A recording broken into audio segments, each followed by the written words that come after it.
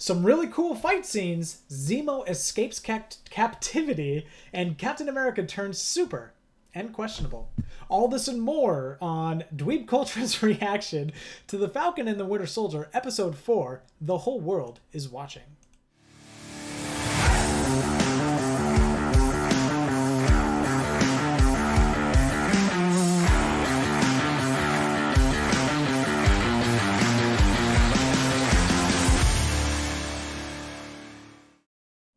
What is going on, everyone? This is Michael here with Dweeb Culture. As always, I'm joined by my co-hosts, Mitch. Say hi, Mitch. Hey, guys. And we have Cole. Say hi, Cole. Hi, Cole. How's it going, guys? And so we are doing the Falcon and the Winter Soldier, Episode 4, The Whole World is Watching. This was a very, very big episode. A lot of things happened in this episode. A lot of plot development, a lot of character development. We're going to get into all of it. This is going to be a little bit different of an episode than we normally do. Normally we do a recap, kind of scene for scene, beat for beat, kind of recap, but this time we're going to do things a little different and try to keep our runtime down a little bit. And we are actually going to go over kind of the most pressing questions that have come out of this episode. Mitch, so if you want to take us away, he has a few questions that we all need to answer and the episode needs answering. Yeah, thank you guys so much. We're trying something a little different for this episode. Instead of repeating the beat for beat, scene for scene, we're going to try to operate off the assumption that this is a spoiler episode. If you've not seen the episode, please watch episode 4 and then come watch this reaction. We're going to try and get right to the major points from this episode first. So, an exciting episode. Michael brought it up. This is only the 4th episode of this presumably 10-episode season, and we end on a cliffhanger, and we end in a manner and tone where it's really unclear where the remainder of the series moves forward from here. And it's really interesting. It's really interesting because the way you need to write shows like this, especially if you're going to take a lot of liberties like they have for this series, you kind of have the ending in mind. The writers have the ending in mind, and then they write things that happen that can kind of fit into the ending. So pieces need to move. It's kind of like chess, right? You have puzzle pieces that need to move and players that need to move, and things need to happen to them in order to justify actions that you want done later on in order to get a final result. So that final result, especially with what's going on now, must just be extremely different than what we are normally used to in a series like this. Very unclear, very open-ended, and open for interpretation from a lot of sides. Yeah. Which is not a bad thing because it gives reaction videos like this something to talk about. That's right. That's right. Let's talk about it. We understand what just happened. We've all seen the episode. I want to start off on a little bit lighter note before we get into the more serious topics that are brought up, and there are a few. There are 2 major action scenes in this episode that are cool. And you know what? We've not been failed so far by the budget and effort that's gone into the show. I mean, we talked about episode 1 and that huge aerial battle that starts off with. Movie quality special effects. Absolutely. They did not cheap out on us just because it is a Disney Plus direct show. Yeah. And in this episode, we have 2 battles, and we're going to start with the first one, which is the Wakandans have come to collect. They've come for Zemo. We're about halfway through the episode at the point that this happens. At the very beginning of the episode is when they first introduced that they intend to come to collect Zemo. We'll give them, what was it, 2 days? Or how long was it? 8 hours. Yeah, 8 hours. So not even 2 days. They got 8 hours to... So then in theory, the whole episode up until this point takes place in 2 hours. Or 8 hours. Yeah. 8 hours. Yeah. So, following their their loss, where the super soldier serum, 19 of the 20 vials, was destroyed. Captain America had pocketed 1 vial. Carli had escaped when they had tried to capture her. Following that, the Wakandan storm I guess it's an apartment, whatever base they're operating of some sort. Yeah, it kind of looked like an apartment or I don't know, something. Yeah. Whatever central location that they're operating out of in Lithuania, the Wakandan storm it. They demand Zemo, in Captain America and Battlestar, the ones that first step up to oppose them, saying, hey, no, we've not yet caught Carli. We need them. And the battle starts right there. Now, there's a few different takeaways from this battle. So, number one, because this is probably the least important, or at least had the least amount of impact on this episode, the Wakandans built a failsafe into the Winter Soldier's left arm. They gave him a vibranium arm. Cool. They taught them, or they maintained a method themselves of disarming them if they ever needed to. They show that his robot arm falls to the ground, disarmed. And it's kind of like a puzzle, right? Like, isn't there an ancient Chinese kind of pressure point system where you can kind of kill a man in theory if you poke him in a bunch of different ways in a certain order and whatnot? It's kind of like what that was. It was she poked him in a bunch of different places, and then exploding technique, and he literally became disarmed. She did like ninja hand signs and took off his arm essentially. Which makes sense. It's their arm. They designed it, so they should know what they're dealing with. True. Which was cool. True. It was definitely cool. But this fight also was a good point to show how inadequate Captain America was feeling. Chasing Carli all around. They come in with their spears. They're soldiers. They know what they're doing, but they kicked everyone's butts. And I think Captain America or his sidekick said, like, they just came in with a bunch of sticks, not even super soldiers. No, that was Captain America. That was Captain America when he said that. Battlestar said, hey, don't feel too bad. And then Captain America is there, like, basically laying on the ground looking in his hands. And he said, they're not even superheroes. They're not even super soldiers. They're just regular people. Yeah. And I think that was definitely one of the lowest points for Captain America, because up until then, I mean, he's had a rough ride. The Falcon and the Winter Soldier don't want to hang with him. He's feeling inferior. He goes up to criminal bosses and they don't give him any respect. So he's not feeling like he's very super. And it's funny because he says at one point that, being Captain America is one of the most fulfilling things he's ever had to do. It's one of the highlights of his life. And, the things that he got the medals for, he didn't feel good about doing what he needed to do in order to get those medals, but he feels good about being Captain America. So when he gets disarmed by a bunch of random people in his eyes that are just regular people and not even supers, then I think he kind of loses it a little bit.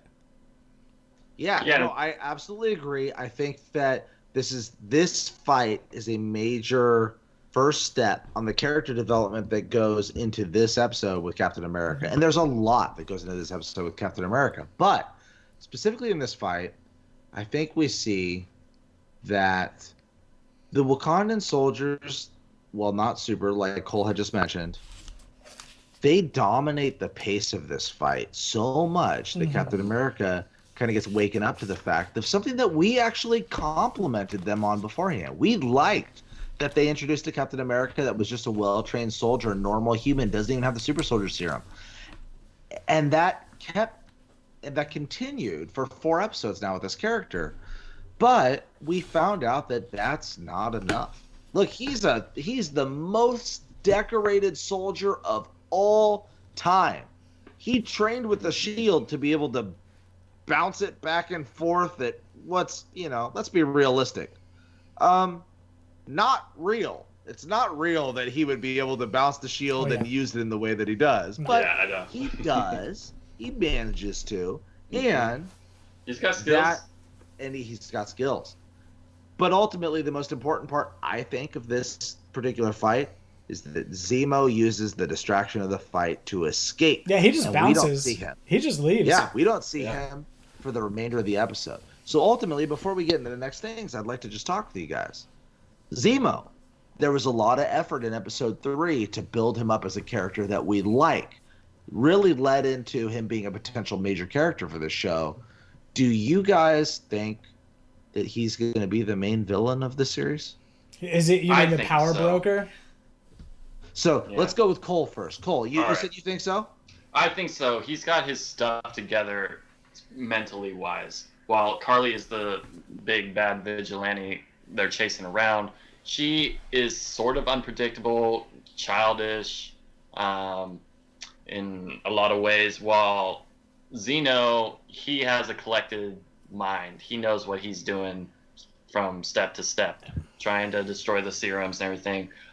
You guys have different opinions on this, but I personally think he is the power broker. But that's just me. So I'm gonna be I think it's a shell out. I think it's a cop out if they make the power broker Zemo, which they could do. Why not? I think it's a shot because what's the one thing we know about the power broker? The one thing we know is that he wants the super soldier serum and he will do anything he can in order to get it. And what is given the first opportunity that Zemo has, he destroys the super soldier serum, right? He steps on them, crushes them, doesn't want them there anymore, kills the scientist that the power broker hired to work on the super soldier serum. So honestly, I think if they were to make Zemo the power broker, which they potentially could do, I think that's just kind of like a Game of Thrones type of moment where they do something just to subvert expectations and not necessarily what the show was building toward and what about the characters we've come to know. We only have a limited bit of information about the power broker. He wants those serums. And then, but anyway, I don't know. I've been wrong before, once or twice in May of last year. Well, the audience should know that we actually, although being, all heavily interested in this and best friends, we avoid talking about this until the episode time comes. And I can say that initially, my first, just being a fan of genre films like this or genre shows like this, my first reaction was, the last thing you would expect is that Zemo be the power broker, therefore he's the power broker. And I'm trying to game the system thinking of it that way. But, Michael, you really convinced me. You bring up a good point when you say that, well, the power broker wants the serum and was hiring scientists to create the serum. And Zemo, which to be honest, I didn't believe in our previous episodes, our previous reactions, I didn't believe that he authentically wanted to just destroy the serum and that was enough of a motivation for him. He shows in this episode, no, that is. He gets convictions. He gets the chance to kill Carli and take all the serum and he goes, nah, and he breaks 19 out of the 20 vials. And look at that. And he wants to kill Carli. She's a super soldier, right? He wants to kill Carli. But it was more important to him to stomp those serums than to finish Carli off. Yes. Mm-hmm. So I actually those points is what kind of like changed my mind a little bit, and just the fact that they're making it so I wish we could have a point maker so that I could do 1 point for Michael in the discussion. No. You can point your maker once I finish my talker. So Zemo's escape, definitely a major point, but I think one of the major primary focuses of this episode, if we exclude the ending, because we're going to talk about the ending here in a moment, is the character development of Carli. Now, Carli, the leader of the Flag Smashers, we see some major development. She initially shows some regret at her actions in the previous episode where she bombs a GRC building, killing people inside and injuring several. I think kills 3, injures 11. I believe. Don't hold me to those numbers, but I'm pretty sure that's what the numbers were. Just to clarify, she didn't show regret at the time of the bombing. Yes. She kind of showed a little bit of I wouldn't even say regret. I think it's one of the she regrets. Regret. She might have regret that she needed to do it. I don't think she necessarily feels bad about doing it, but I think she feels bad that she had to do it. I think she definitely calls into question her personal convictions and morality in this episode, because there is the point where in the very first scene she talks with a new character, or at least what I believe to be a new character, recognized as her second in command throughout this entire episode, who kind of doubles down on no, you did the right thing. This is what we need to do to change the world. Yeah. Spoiler alert, he's the one that Captain America kills at the end of the episode. But we do have a lot of conversation with Carli about her method versus her politics. Both her and Sam share a common goal. Sam's not willing to go to the extents that she is, and really she's the villain in the series because her extremist views. Now with Carli, really what it comes down to for me is I have a question with you guys. Typically in Hollywood films and movies, when a character commits an ultimate sin like unwarranted murder of innocence, they become irredeemable. Almost always when this happens, their redemption is earned through their self-sacrifice and death. We most recently saw it, I think, in Star Wars The Rise of Skywalker, Episode 9, when Kylo Ren, who kills his father, which is an irredeemable sin in Episode 7, spoiler for Star Wars, guys, sorry, redeems himself at the end of the episode by sacrificing himself and dying. For me, I'm seeing some hints of this. Now, I don't think that Marvel's afraid to break the mold. They could always change it up, but they're putting a lot of effort into developing Carli. Do you guys think that Carli progresses further down the road to becoming an irredeemable villain, or do you think that there gets to be kind of a redemption point for Carli? Because they definitely want to build your sympathy towards her, but I'm curious, Michael, we'll start with you. What do you think? Does she, so the question is, does she become redeemable by the end?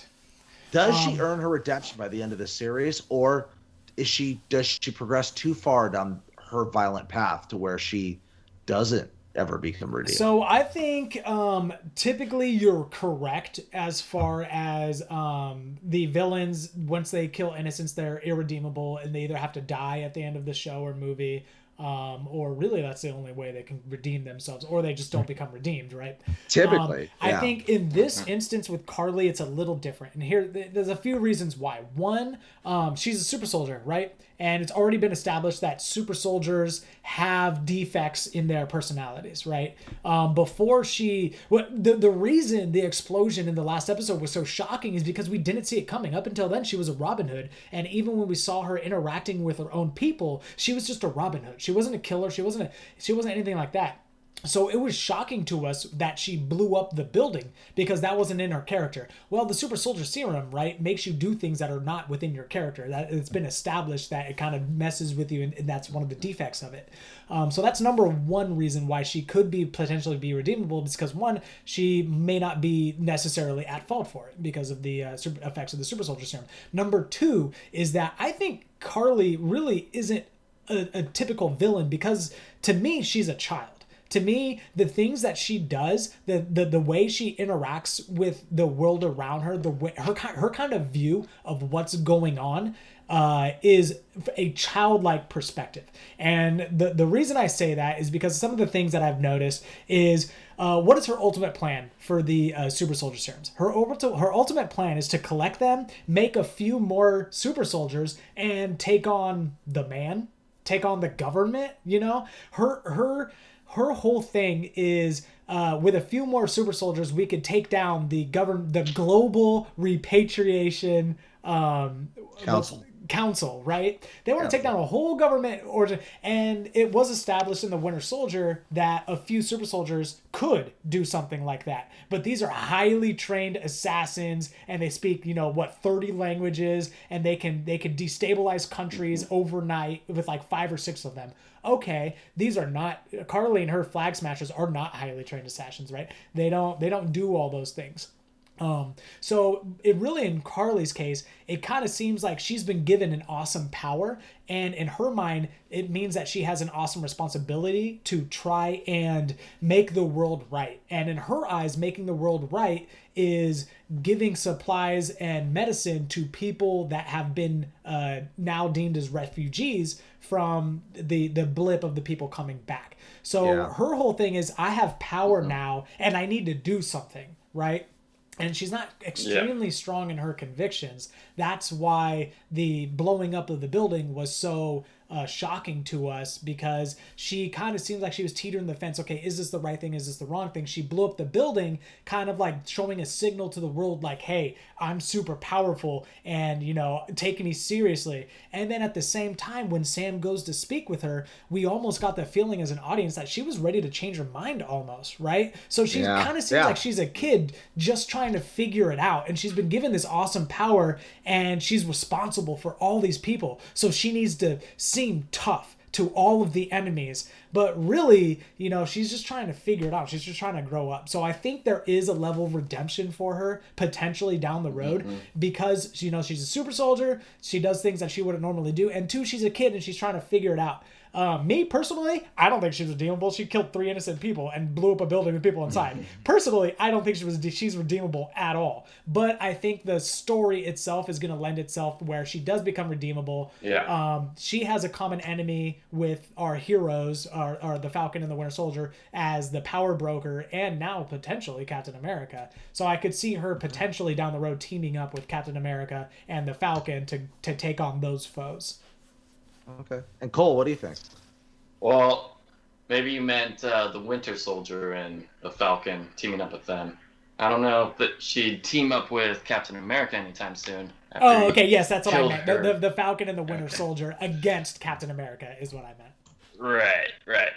Yeah, so, yeah, I agree with you, Michael, in that, yeah, the show has left her character in kind of ever-going, evolving state.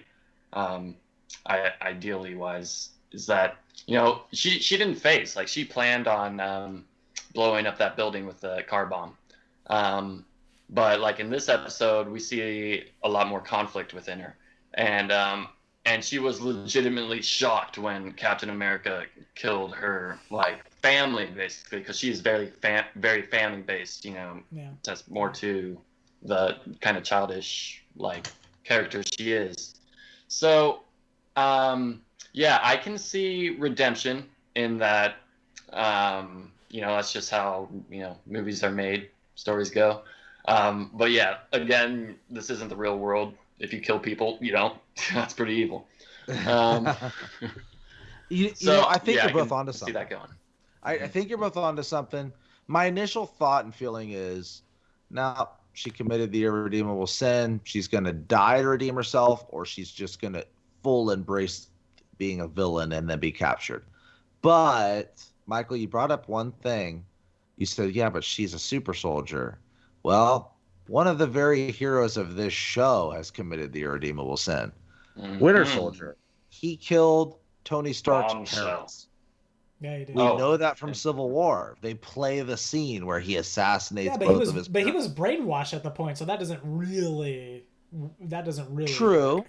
But if we refer back to this, you know, to Star Wars, well, Darth Vader was under the influence of the dark side. Yeah, he eventually turns to the light, but he has to die that's true. to redeem himself at the end. The whole trick is kind of balancing and justifying, like, you have these certain scenarios. Like, yes, he was brainwashed. Is that enough for the audience to forgive them? Yeah, and you know what? I think in many cases, there's probably many people that are still like, nah, the Winter Soldier's evil. He was a villain in 2 movies. What's wrong with you? But I think that Marvel's already broken the mold on that. So you guys are starting to actually kind of convince me into the idea that Carli could be redeemed, because when I asked you the question, my initial belief was, no, she can't. She's definitely going to either die at the end of the series or be the ultimate villain.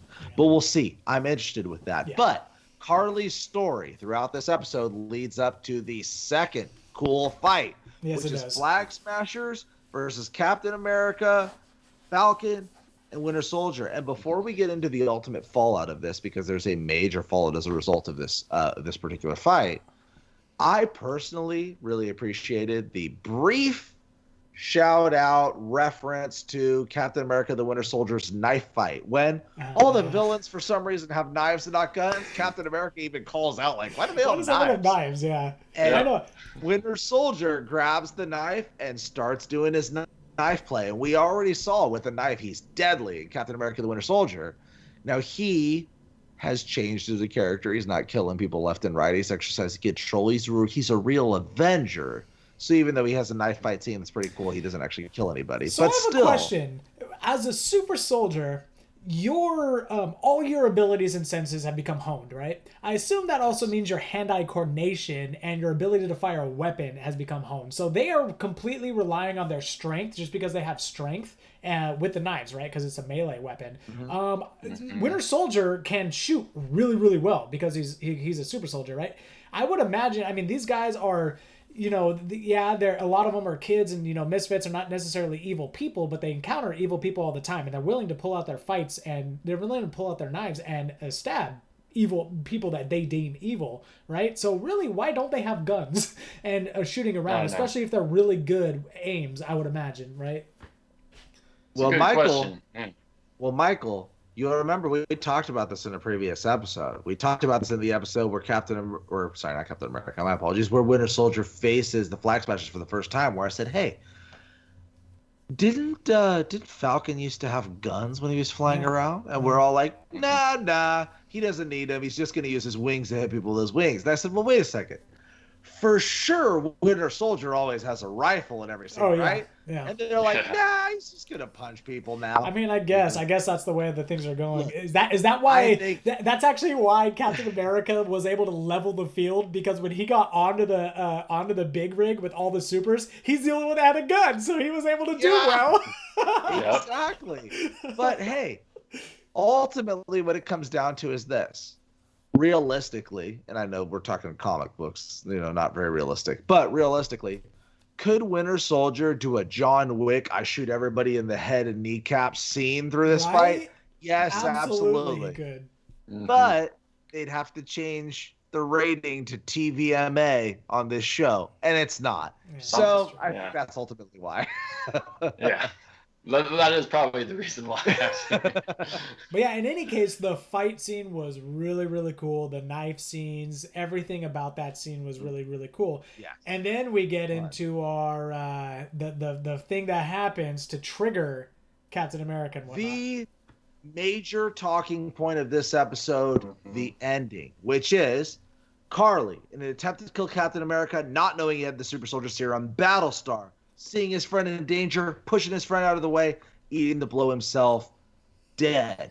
The only time so far that an actual human has died for actual human reasons. When you look at the Avengers, because pretty sure Black Widow, Hawkeye have all been smacked up and down by superhumans with enough force to kill them. If Battlestar were not Battlestar and just some random person, and this death didn't progress the plot, he would have lived. He would have bounced off the rocks. He would have been fine. Like that. Every single thing about this is like, wait a second. Now you're gonna start adhering by the laws of physics? Wait, no. Well, what? So don't you guys know that? Yeah, in the Marvel universe, everyone's built at least 10 times stronger. Yeah, so that's crazy. Durable bones. Drink a lot of milk. Exactly. So Battlestar dead, and here's the thing. I think that the episode really catered towards a tone of relatability and understanding for Carli as the villain. And I think that the episode catered really well towards developing a almost a foreshadowing evil tone for Captain America. Mm-hmm. Captain America ultimately is a soldier.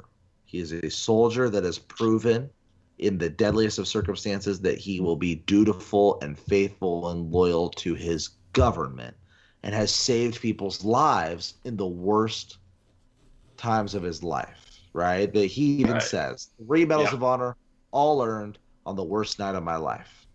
Mm-hmm. He sees his friend's death, becomes enraged. The Flag Smashers all give chase. Scene red. And he gives chase. He doesn't capture Carli. That's who he's going for. She's the one that killed Lamar. He captures her second in command. Holding his shield high over him, he demands, "Where is she? Where is she?" Hands up in a surrendering motion, although he never actually gives up, but hands up in a surrendering motion. That's pretty much giving up right there. He says, I don't know. And Captain, remember that his best friend was just killed 15 seconds ago, pretty much is like, you know what? No. You're out. Turns his shield to the side, edge driven into the chest over and over again, blood spatter all over, dead. Now, here's the things that I thought were interesting. Carli has taken the possibly irredeemable acts of killing innocents, and yet we see her as a character that could be redeemable. Captain America, so far, aside from being a jerk to Falcon and Winter Soldier, has not been an actual villain. He's just been a dutiful soldier carrying out the responsibilities that have been thrust upon him. His best friend was just killed by terrorists that have killed innocent people. If you want to put this in the context of real life, he's a soldier. He's not a police officer. We're not operating under constitutional law. We're operating under laws of engagement. He's probably justified in killing that guy.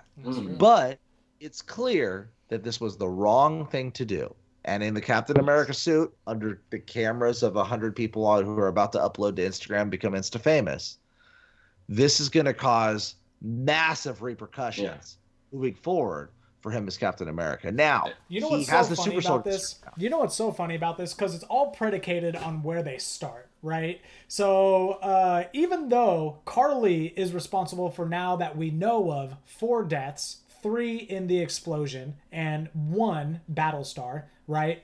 Carli's responsible for 4 innocent deaths. And Captain America is responsible for, at least all that we know, 1 death of 1, quote unquote, bad person, terrorist, whatever. To be fair, it was the right thing for him to just arrest him there, not kill him. Oh yeah, sure, absolutely, absolutely. Yeah, I wanted to clarify that. Like, yeah, absolutely, 100%. He should have. Yeah. Well, I think that also makes a stark difference between, he's not Captain America, because Steve Rogers, even if they would have killed Sam in front of him, he would never have executed someone like that, right? But this guy did, right? So it's obviously the wrong thing. So the funny part that the reason why we think now Captain America is bad and Carli is good is because where they started in the show. Captain America started in the show as a good person, so he has nowhere to go but down. And Carli started as a bad person. She has nowhere to go but up, even though what she did is still much worse than what he did. We still view things like this. So going up apparently is a lot less strenuous than going down. Like, I just think it's really funny that's because of where they started. Now our views completely changed, even though Carli still has done a lot more damage to society than he has. Michael, you basically explained what's considered, I don't know, decent writing. with there you go, tips for all the writers out there. Movies. Like tips. That's exactly what they talk about in the boardrooms. We have this guy here. Well, how is their escalation or de-escalation going to go? So when you're a bad person, every step seems like a mile, when you're a bad person, every step seems like an inch toward good, and then if you're a good person, one questionable thing seems like a mile drop down. And obviously, killing somebody that's surrendering is not questionable. Just so we understand, we're all fair enough. This is bad. Yeah. But so the question is, is Captain America going to turn evil? What's his story? It's going to go. So ultimately, we end with this beautiful scene of he realizes what he's done. He was in a state of rage. I think it's a very relatable rage. All of us putting ourselves in his position. I'm not saying you would do the same, but I was saying you can understand the desire to do the same. Your best friend killed before your eyes by people that you perceive as authentically evil who are trying to kill innocent people. Sure. To you, it's, are you kidding me? That takes a great deal of self-control to hold yourself in those circumstances, and he does not exert that self-control. Now, of course, there's the conversation of, is this because the super soldier serum? Remember, this is a derivative of the Winter Soldier serum, which made people highly unstable emotionally. That's what Bucky has always been dealing with. It could be, okay, well, he would have normally have controlled himself, but super soldier, now he couldn't. He's a villain. Or it's just a human moment, because it's pretty relatable. Really, it's a relatable emotion. It's a seemingly human moment for Captain America. But really, I think the most important thing for us carrying the series forward is that ending scene of Captain America slinging the shield and blood on the shield, because blood on the shield. That was a really, really cool scene. That was a sick shot. That was a really cool photo moment shot right there. And remember, this is Steve's shield. This is his legacy. This is the shield he actually used. It's got red on its ledger now. Yeah. So really, that's where we leave off. Is Cap? We talk. We haven't talked about this before, but there's the question of, is Captain the villain of this series, or is he not? What's going to happen next? Because usually by the 4th episode of a show, you get a direction that the show is heading in. You get a main plot, the A plot, and then maybe individual B plots that occur through each episode. Sure. What's the A plot? We end up right now with, okay, there's a power broker out there, but there's no more super soldier serum. It's all gone. The there's A plot is Captain America teaming up with the power broker. Calling it right now. There's super soldiers. There's no serum. One thing to also refer back to is last episode's Zemo. Zemo with an M. With an M. He was talking philosophy about how he doesn't like super people, and it's just something to remember of his belief that with this power you get unhinged, you get out of control, and that's what he's fighting for, to get rid of all super people, and that's basically what we're seeing with Captain America in this moment, at least. And more or less, I mean, I think one of the most exciting things about this episode, and we're all very excited about this. We all have a deep passion for Marvel and the MCU, so we're coming at you guys, the audience, with this sort of hype. But it's not to say that we've only thought positive things of the show so far. We all have our individual qualms with the direction they've taken it, with choices in storytelling, acting, things like that. But really, I think the most exciting thing moving forward in this series is there's not a clear line to whatever the ending is. Definitely. We're on episode 4. The next episode is presumably the halfway point through the season. And really, what are we going to see? We're going to see maybe the fallout from this incident with Captain, but this episode didn't really develop Falcon and Bucky much. No. All of the development from Falcon and Bucky happened in the 2nd episode with their first interaction with each other post Steve's departure from the series. But aside from that, our heroes are the same people they were before and are not directly tied into this event. Really, it's you're forgetting that Bucky learned that his arm can get popped off. Yeah, that's true. Something. Sorry. Character development. Yeah. So I think he did get developed a little bit.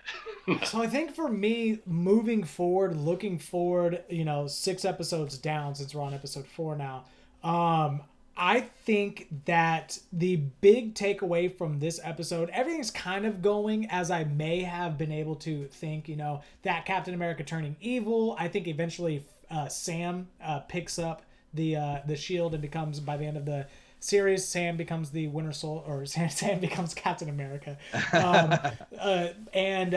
Carli teaming up with I think the Falcon and the Winter Soldier to defeat the power broker. I don't know exactly how Captain America plays into that, but I imagine he's going to. One of the things that really surprised me, there's 2 things that really surprised me about the trajectory of this show moving forward. One, Battlestar's dead. I didn't think he was going to die. I thought he was sticking around. And 2, I knew that eventually Captain America was going to turn evil. I kind of figured that, just everyone figured that with kind of the way it was hinting earlier. But I didn't know it was going to be public. And so that was shown by everyone with their cell phones taking pictures or videos of Captain America killing this guy in the street. That is going to be viewed obviously in a very harsh reality. Captain America killing somebody in the middle of the street. Steve Rogers would have never done that. And I think that is going to drive, because in his head, he didn't really do anything wrong, to be honest, right? Like in his head, he just killed a bad guy. Right, but he's going to be persecuted by everyone walking down the street because all they're going to see is him killing this guy. Well, I think that's going to drive him further and further toward the dark side, so to speak. And I think he's going to become more evil and more evil. What I did not see coming was everyone knowing that Captain America is becoming evil. Or if that's the path they go on, which I don't know what the redemption for him is after he publicly is seen executing somebody with their hands on the ground. So strike down your enemy and complete your journey towards the dark side. Indeed. So he's got the Sith Lord sitting over his shoulder telling him what to do right now. So I have a little bit different of a take. I really hope that they don't make Captain America the villain in this series. I think that it's clear that he's unworthy of Steve's shield. But despite this one act, I think that the director of the show is trying to elicit a certain emotion from you just by the tone set around each character. Ultimately, if we only look at the facts of the circumstance, the person that was killed was the one that was pushing Carli towards a more extremist path. Yes, the Captain America John Walker did something that the real Captain America would not do, that is immoral. But personally, I can't look past the fact that he's a hero. He's an American hero, a decorated soldier with a sense of duty to the government. I think, I was thinking about this when I was watching the show, but I was saying, I think Captain America has a sense of loyalty to humanity and people and not government. And I think that with John Walker. Oh, you mean Steve Rogers has that sense, yeah. Sorry, Steve Rogers has a sense of loyalty towards humanity, doing the right thing, and not to any one specific government. Despite the fact of him being Captain America, he's Captain America really in the philosophy and theory of what America is, if you look at it from almost like a theological standpoint. Yeah. But the ideal version, right? Yes, but this Captain America is loyal to the state of America, the government of America, that entity. He's a soldier. He's just a soldier in a suit right now. And that's now he's it. A super but other soldier than in that, a suit. He's a super soldier. There you go. Knock it. But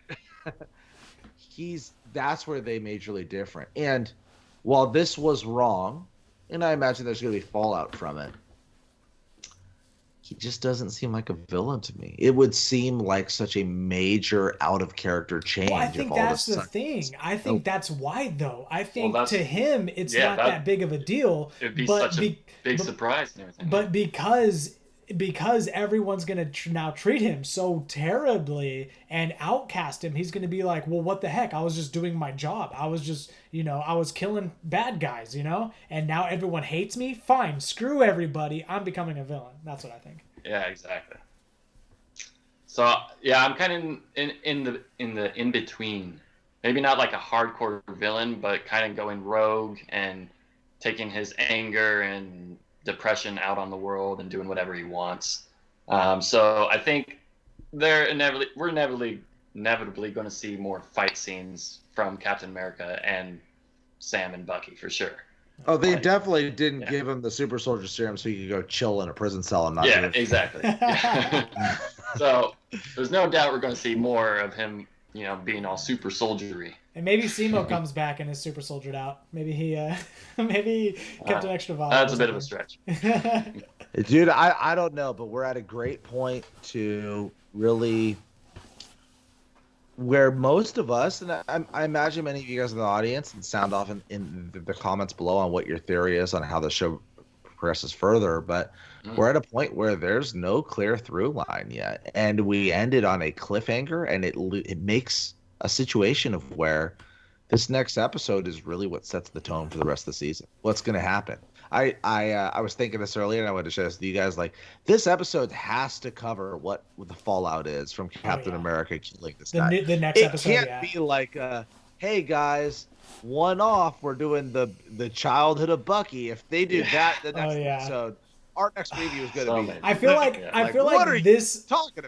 this episode is basically like the mid-series finale for like Walking Dead. It's like it's the cliffhanger. Like I would expect this to be like, okay, you have to figure out what it is, but you have to wait 6 months while we film it or whatever. I know, yeah. Anyway, guys. I pray not. No, Yeah. hopefully. I mean, I'm going to be very mad if they don't come out with an episode next week. Yes. Anyway, guys, thank you so much for watching. If you stuck around, really appreciate it. This is we're currently filming on our YouTube channel, but we also have a podcast. If you haven't listened to our podcast yet, our podcast is Dweeb Culture. And if you are listening on our podcast, we have a YouTube channel, so you can see our pretty faces and smiling teeth. Make sure you hit the subscription underneath. This is the episode for the whole world. We're doing this every week. We're coming out with a new episode, whether people watch it or not. So enjoy. And yeah, anything else? Oh, I know Mitch is also doing a side series on the channel Dweeb Culture that is reviewing the show Invincible. Mitch, you want to tell us a little bit about that? Yeah, I've been doing individual reviews the same day as release, sometimes in the morning, sometimes in the evening, of Invincible, the Amazon Prime series following actually, somebody had mentioned Walking Dead. I believe it was you, Michael. Yes. Same creator. Which follows the superhero comic series written by the author of The Walking Dead, Robert Kirkman, now that it's been animated into a show on Amazon. If you've not checked it out, you're a fan of superheroes, which... we're watching a Marvel movie, I'm sure, or a Marvel TV show. I'm sure you're a fan of superheroes. It is highly worth the recommendation. Despite the animation, it being animated, and it being styled after like the Batman Saturday morning cartoon of the 90s as far as the animation detail. Despite the fact that it's animated, the story is incredibly adult, incredibly violent, evoking Walking Dead themes, and really good. I'm enjoying it a lot. I recommend that you guys please check that show out and check out our reactions to that too. All right, awesome, Blossom, and we'll be putting out new content as well.